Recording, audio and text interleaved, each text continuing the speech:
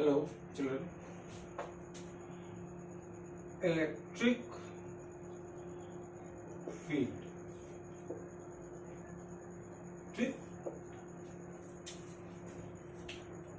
जैसे एक मैग्नेट होता है, उसके पास एक कोई लोहे की चीज रखो तो मैग्नेट उसे क्या कर लेता है, अट्रैक्ट कर लेता है ना। जैसे ये मैग्नेट है और यहाँ पे एक तुमने मैग्नेट की कोई चीज रखी, इसने इसे अट्रैक्ट की, यहाँ पे रखी अट्रैक्ट कर ली, यहाँ पे रखी अट्रैक्ट कर ली, यहाँ पे रखी तो नहीं अट्रैक्ट की। इसका मतलब इस मैग्नेट का यहाँ पे क्या है, मैग्नेटिक फील्ड। यहाँ पे मैग्नेट का क्या है, मैग्नेटिक फील्ड। ठीक उसी तरीके से एक फील्ड और होता है अर्थ, ठीक है ना। तुम गेंद ऊपर फेंको, क्या हो जाता है, ऊपर जाती है और फिर लौट के पीछे आ जाती है ना, क्यों, ग्रेविटेशन फील्ड। ठीक उसी तरीके से क्या होता है, वैसे ही होता है इलेक्ट्रिक फील्ड। क्या होता है, इलेक्ट्रिक फील्ड। इलेक्ट्रिक फील्ड क्या होता है, सुनो, जैसे एक प्लस क्यू चार्ज है, जैसे ये प्लस क्यू चार्ज, अब ये प्लस क्यू चार्ज तुमने यहां रखा और फिर एक दूसरा सा चार्ज छोटा सा तुमने यहां पे रखा है, दूसरा प्लस क्यू, ठीक, वो इधर चलने लगा। यहां पे प्लस क्यू रखा तुमने छोटा सा दूसरा, वो इधर चलने लगा। फिर यहां पे रखा तो वो इधर चलने लगा, यहां पे रखा वो यहीं का यहीं पड़ा रहा। इसका मतलब क्या है, यहां पे सब जगह इस चार्ज का क्या है, इलेक्ट्रिक फील्ड है। तो इसका इलेक्ट्रिक फील्ड आप कैसे नापते हो, किसी चार्ज्ड पार्टिकल पे लगने वाले फोर्स। अगर आप कहीं किसी जगह एक चार्ज को रखो और वो एक पर्टिकुलर डायरेक्शन में चलने लगे, इसका मतलब वहां पर क्या है, इलेक्ट्रिक फील्ड है। नहीं चलेगा वहां पे इलेक्ट्रिक फील्ड नहीं, चलने लगे वहां पे इलेक्ट्रिक फील्ड है। It's okay. अच्छा, आप यहाँ पे कितने तरह के चार्ज, ये ना बोलना 1 2 3 4 5, नहीं, इसी चार्ज को हम बार बार उठा उठा के यहाँ रख लेना। यहाँ 2 तरह के चार्ज। एक चार्ज कौन सा है, इसको बोलते हैं सोर्स चार्ज, इसको बोलते हैं सोर्स चार्ज, और इसको बोलते हैं एग्जीक्यूटिव चार्ज, एग्जीक्यूटिव चार्ज। और एग्जीक्यूटिव चार्ज क्या होता है, एग्जीक्यूटिव चार्ज क्या होता है, जो फील्ड प्रोड्यूस करता है। एग्जीक्यूटिव चार्ज क्या होता है, जो फील्ड प्रोड्यूस करता है। और ये वाले जो चार्जेस हैं, ये कौन से, इसको बोलते हैं टेस्टिंग चार्ज, इसको बोलते हैं टेस्टिंग चार्ज। इसे कौन सा बोलते हैं, ट्रेडिशन है कि जो टेस्टिंग चार्ज है ना, वो कैसा होना चाहिए, पॉजिटिव। टेस्टिंग चार्ज कैसा होना चाहिए, पॉजिटिव इन नेचर।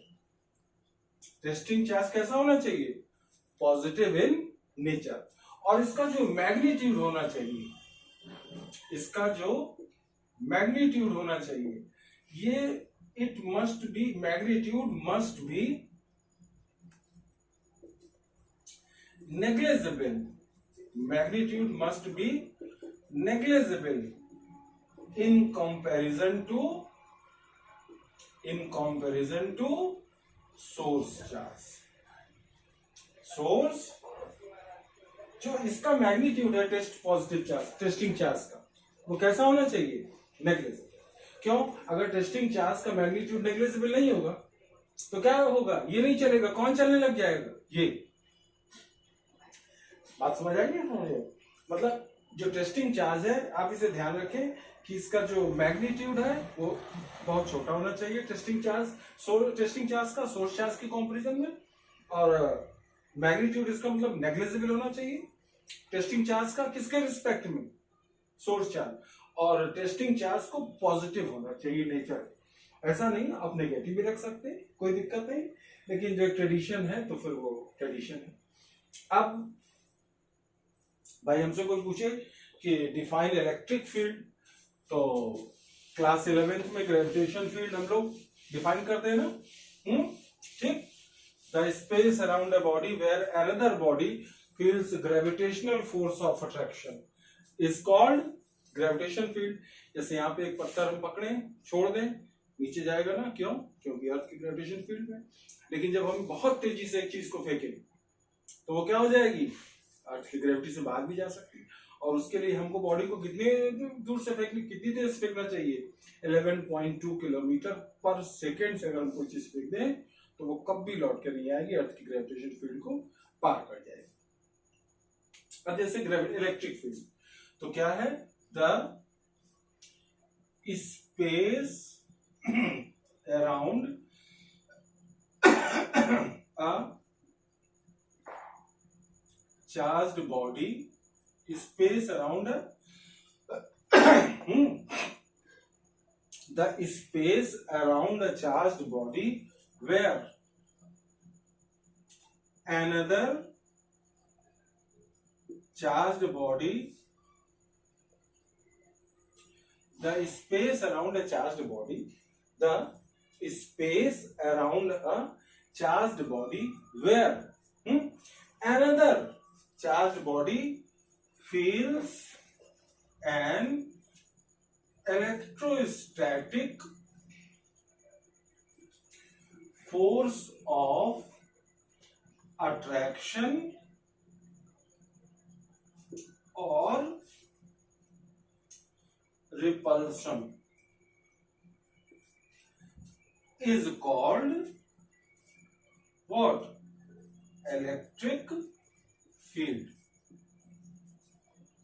नहीं समझ में आया? मतलब एक चार्ज पार्टिकल के चारों ओर वो स्पेस जहां पे दूसरा चार्ज पार्टिकल क्या करे, एक कोई इलेक्ट्रोस्टैटिक फोर्स ऑफ अट्रैक्शन या रिपल्सन फील करे, इसे हम लोग क्या बोलते हैं, electric field. The space around a charged body, एक चार्ज बॉडी के आसपास कोई space, the space around a charged body where another charged body feels an electrostatic force of attraction or repulsion is called electric field. Got it now? The space around a charged body where another charged body feels an electrostatic force of attraction or repulsion is called electric field. अच्छा, measurement of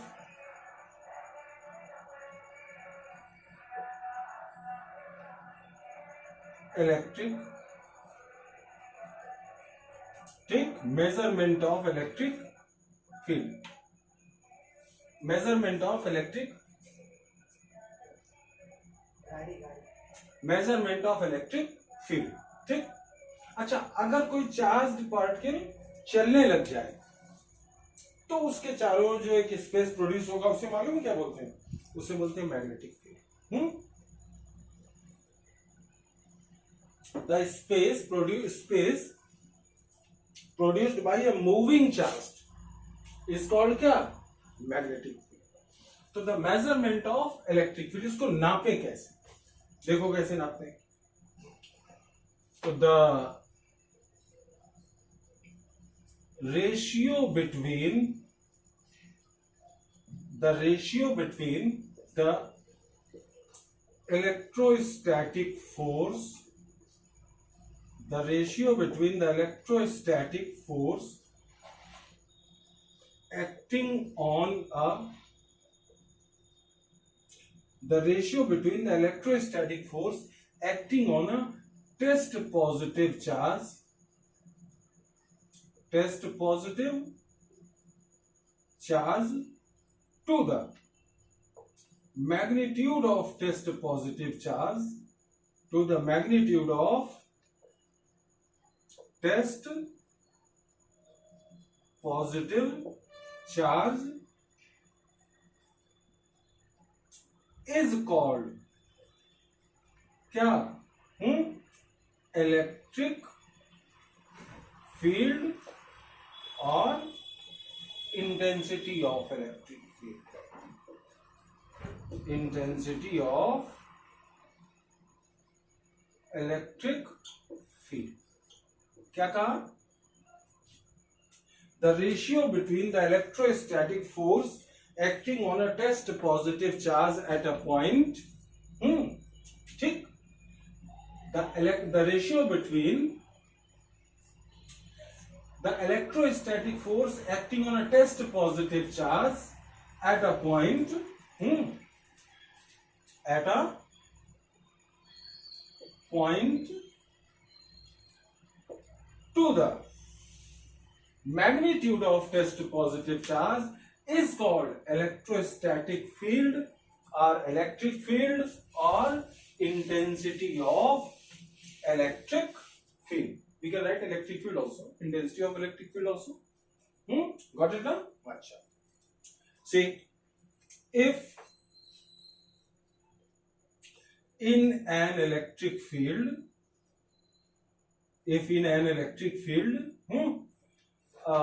on a test positive charge,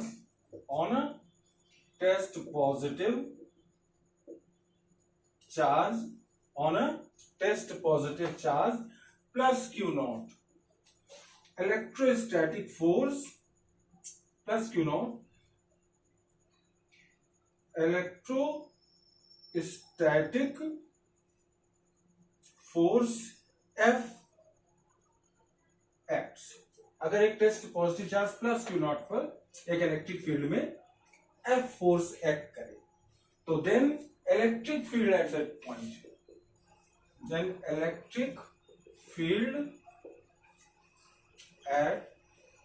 that point, electric field at that means क्या कहा, if an electric field on eight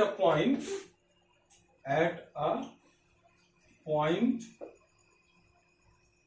on a test positive charge plus Q naught, electrostatic force F acts, then electric field at that point E equals electrostatic force on a test positive charge to the magnitude of test positive charge. अगर इसका vector form और electric field is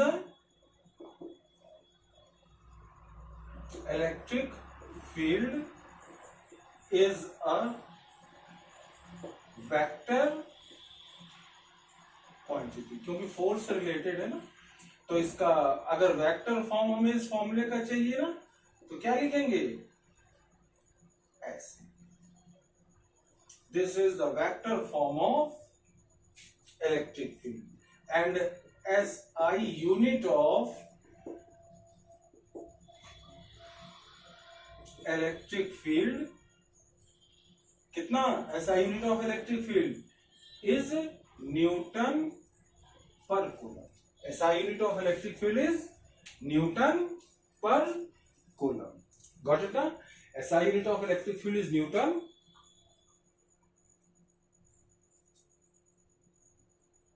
per coulomb. Now see, see,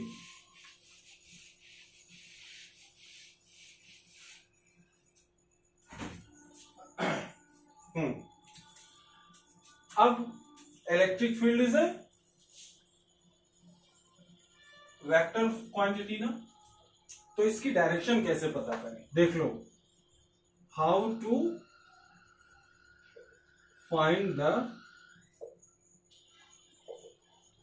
direction of electric field at a point. How to find the direction of electric field at a, सीधे से समझो, किसी point पर अगर आपको इलेक्ट्रिक फील्ड की डायरेक्शन निकालनी है तो आप एक काम करो, उस पॉइंट पर एक टेस्ट पॉजिटिव चार्ज सोचो, रखो, किसी पॉइंट पर आपको एक इलेक्ट्रिक फील्ड निकालनी है डायरेक्शन, तो उस पॉइंट पर टेस्ट पॉजिटिव चार्ज आपने रखा और उसको सोचिए, देखिए अब आपने रख दिया, किधर चलेगा, जिस तरफ वो चलने लग जाएगा वही डायरेक्शन किसकी होगी, इलेक्ट्रिक फील्ड की, उस पॉइंट की। वैसे यहां पे हमें ग्रेविटेशन फील्ड की डायरेक्शन निकालनी है तो हम क्या करेंगे, एक हम स्टोन पकड़ लेंगे, छोड़ देंगे, किधर चलने लगेगा, नीचे ना, बस ग्रेविटेशन फील्ड की डायरेक्शन किधर है, नीचे। अब अगर हमें इलेक्ट्रिक फील्ड की डायरेक्शन चाहिए, कैसे निकालेंगे, आप एक टेस्ट पॉजिटिव चार्ज, जिस पॉइंट पर आपको इलेक्ट्रिक फील्ड चाहिए वहां पे टेस्ट पॉजिटिव चार्ज क्या करो, आप वहां पे टेस्ट पॉजिटिव चार्ज आप सोचो, रख दो, रख दिया, ठीक। इसके बाद इसके बाद वो किधर चलेगा, बस वही डायरेक्शन क्या होगी, इलेक्ट्रिक फील्ड की डायरेक्शन होगी। तो देखो, the direction of electric field at a point is taken along the direction of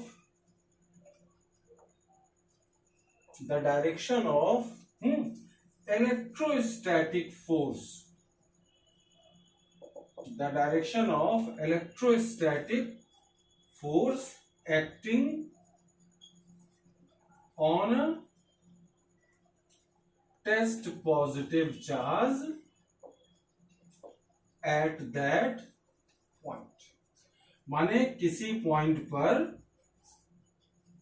आपको अगर इलेक्ट्रिक फील्ड चेक करना है तो आप एक काम करो, वहां पे एक टेस्ट पॉजिटिव चार्ज आप रखो, जिस तरफ वो चलेगा इसका मतलब उसी तरफ उसमें फोर्स लग रहा है। वही डायरेक्शन किसकी होगी, वही डायरेक्शन किसकी होगी, वही डायरेक्शन किसकी होगी, इलेक्ट्रिक फील्ड की डायरेक्शन होगी। वही डायरेक्शन किसकी होगी, इलेक्ट्रिक फील्ड की डायरेक्शन होगी। ठीक है ना, बात समझ में आई ना। हालांकि थोड़ा कंफ्यूजन होगा, लेकिन अब भाई धीरे से समझ में आएंगी चीजें। देखो अब हम एक काम करने चल रहे हैं, अब हम एक काम करने चल रहे हैं। देखो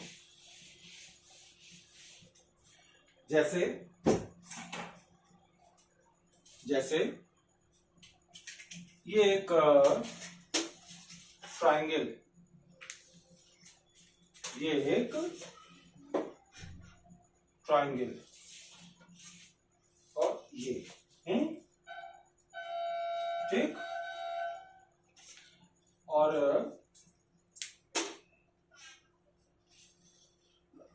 यहां पे रखा है Q1 प्लस में, यहां पे रखा है Q2 माइनस में, और यहां पे रखा है प्लस Q3। ठीक, यस, गिव मी। वहां पे रखा है Q1 प्लस में इस जगह, और Q2 माइनस में, Q3 प्लस में। और हमें क्या करना है, इस जगह इलेक्ट्रिक फील्ड की डायरेक्शन निकालनी पॉइंट ए पर। देखो कैसे निकालते हैं। अभी हमने क्या बताया कि यहां पर एक टेस्ट पॉजिटिव चार्ज सोचे,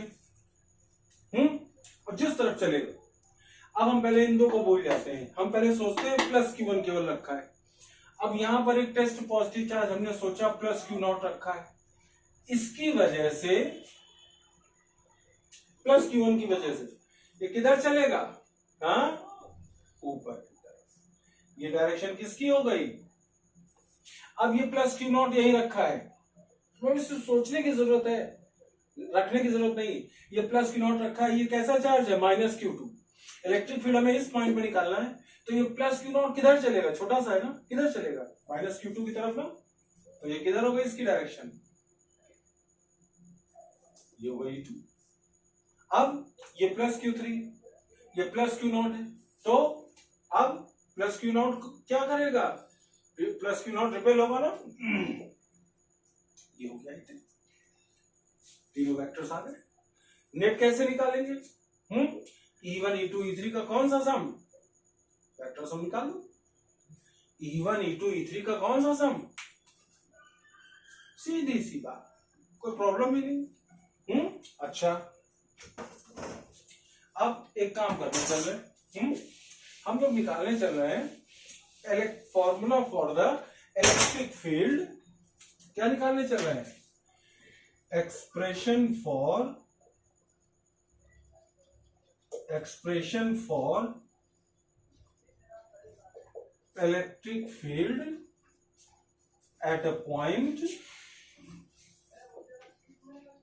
due to an static रुका हुआ point charge, due to an static point charge. क्या करने चल रहे हैं, एक रखा हुआ चार्ज है, उसकी वजह से हमें एक पॉइंट पर इलेक्ट्रिक फील्ड कैलकुलेट करना है भाई। और इलेक्ट्रिक फील्ड हमें पता कैसे चलेगा, अगर उस पॉइंट पर टेस्टिंग चार्ज पे हमें फोर्स पता चल जाए, उस पॉइंट पे टेस्टिंग चार्ज पे फोर्स पता चल जाए, मैग्नीट्यूड पता चल जाए टेस्टिंग चार्ज का, एफ अपॉन क्यू नॉट। देखो हम कैसे निकालते हैं। देखो देखना, ये जो है ये प्लस क्यू चार्ज है, ये सोर्स चार्ज है, ये सोर्स चार्ज यही इलेक्ट्रिक फील्ड प्रोड्यूस करेगा। प्लस क्यू चार्ज है और ये पॉइंट है P, ये O पे रखा है और R डिस्टेंस पर, प्लस क्यू से R डिस्टेंस पर एक पॉइंट P, और कहां पे रखा है ये, या एयर या वैक्यूम, और हमें P पॉइंट पे इलेक्ट्रिक फील्ड की इंटेंसिटी निकालनी है। कहां पे निकालनी है, P पॉइंट पे इलेक्ट्रिक फील्ड की इंटेंसिटी निकालनी। देखो कैसे निकालते हैं। पहले तो यहां टेस्ट पॉजिटिव चार्ज सोचो, रख दिया, किधर चलेगा, ये प्लस क्यू क्या करेगा इसको, हमें इसको नहीं चलाना है, हमें इस पॉइंट पे इलेक्ट्रिक फील्ड निकालना है ना, इस पॉइंट पे इलेक्ट्रिक फील्ड निकालना है, तो हमें देखना प्लस क्यू नॉट किधर चलेगा, दूर भागेगा ना, ये लो, तो इलेक्ट्रिक फील्ड की क्या डायरेक्शन हो गई, ये डायरेक्शन हो गई electric field,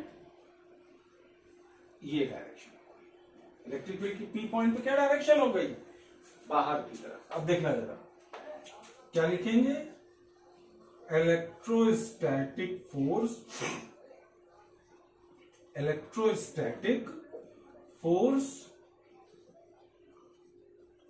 acting on test positive plus Q naught at point P. Electrostatic force acting on test positive charge plus Q naught at point P. So according to Coulomb's law, F equals 1 by 4 pi epsilon naught Q not upon, अगर ये किसी medium में रखा है तो यहाँ epsilon not की जगह एप्सिलॉन हो जाएगा, या एप्सिलॉन नॉट के जहां पे के क्या है, electric constant of the medium, या रिलेटिव परमिटिविटी बोल सकते हो, और एप्सिलॉन नॉट क्या है, permittivity of free space vacuum. ये तो फोर्स आ गया। अब इलेक्ट्रिक फील्ड के लिए क्या, force upon magnitude of testing charge, तो then electric field at point P, तो E की वैल्यू क्या आ जाएगी, F अपॉन क्यू नॉट, सीधी बात, F अपॉन क्यू नॉट, और E equals 1 by 4 pi epsilon naught q naught upon R square, q naught cancel, तो E की वैल्यू कितनी आई, 1 by 4 pi epsilon naught q upon, this is the form Newton per coulomb, ये इसकी unit है। और if means electric field in a means medium जिसका dielectric constant K है, तो क्या हो जाएगा, E equals 1 by 4 pi epsilon naught K and Q upon R square. और हमको पता है कि फॉर एयर और वैक्यूम K की value 1, for pure water, chemically pure water K की value 81, and for metals K की वैल्यू इनफाइनाइट, और किसी भी मेटल के लिए, किसी भी मेटेरियल के लिए K की वैल्यू 1 से बड़ी ही होनी, बस एयर या वैक्यूम के लिए K की वैल्यू 1, बाकी 1 से बड़ी ही होनी। इतनी बात समझ आई ना, हाँ इतनी बात समझ आई ना। अब देखो इसी जगह समझा देते हैं। अभी जैसे हमने जो एग्जाम्पल दिया था उसमें क्या था, 3 इलेक्ट्रिक फील्ड थे ना। अब इनको 3 हो, 4 हो, 5 हो, हमको पता है ग्रेविटेशनल फोर्स और इलेक्ट्रोस्टैटिक फोर्स, अनसैचुरेटेड फोर्स।